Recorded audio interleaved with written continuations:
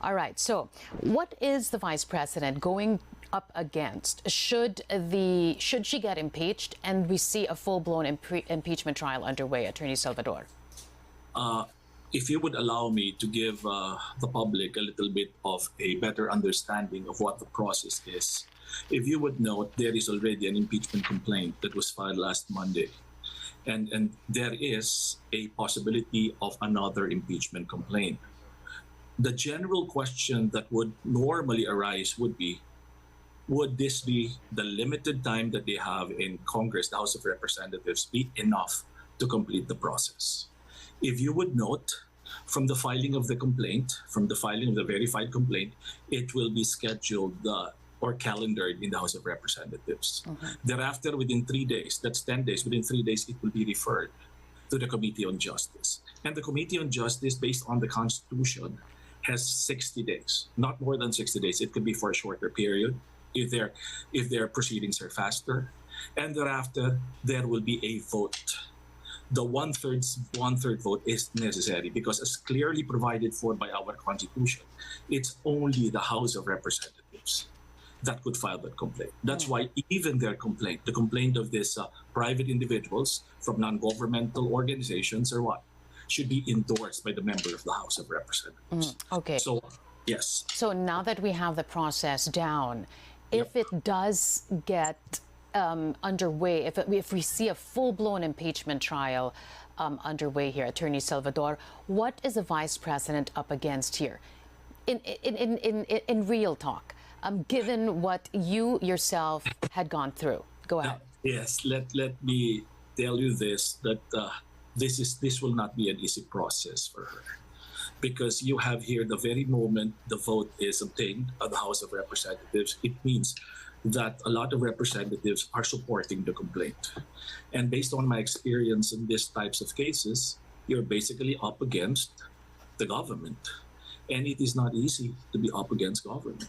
Now, well, with all objectivity, you know that there will be a determination by the Committee of Justice and then voted upon by the House of Representatives. But again, it's a different ball game when the complaint or the articles of impeachment is actually filed with the Senate. And as you know, as was mentioned a while ago, you would need a 2/3 vote.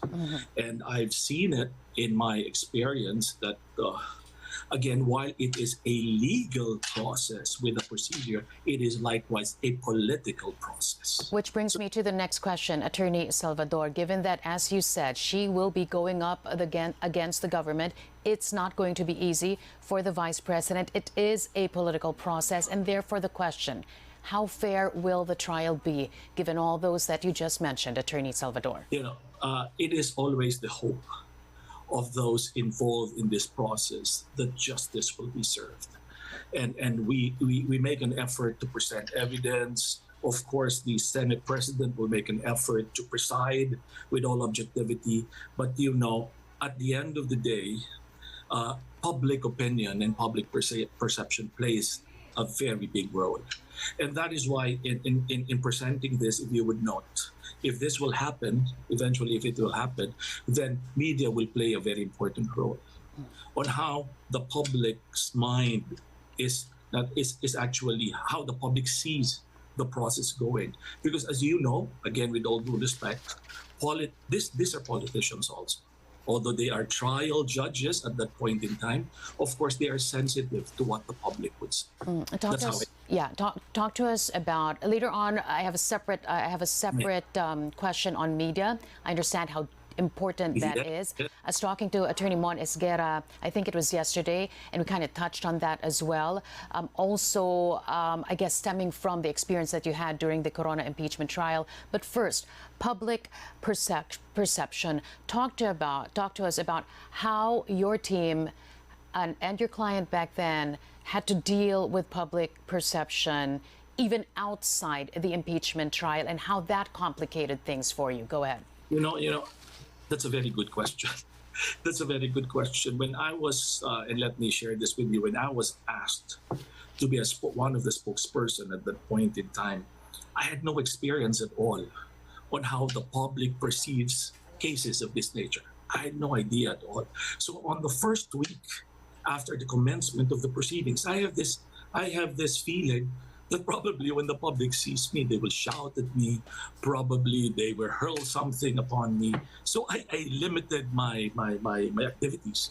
But however, when I started going out, when you really explain it to the public in a way that they will understand, with actual transparency, you'll be surprised that the people do understand.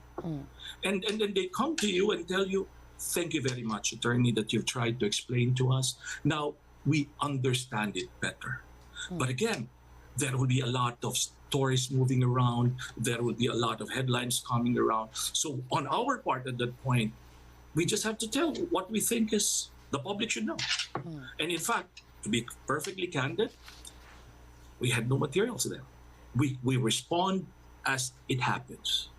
We were straightforward. We were transparent. And we never second guess our client.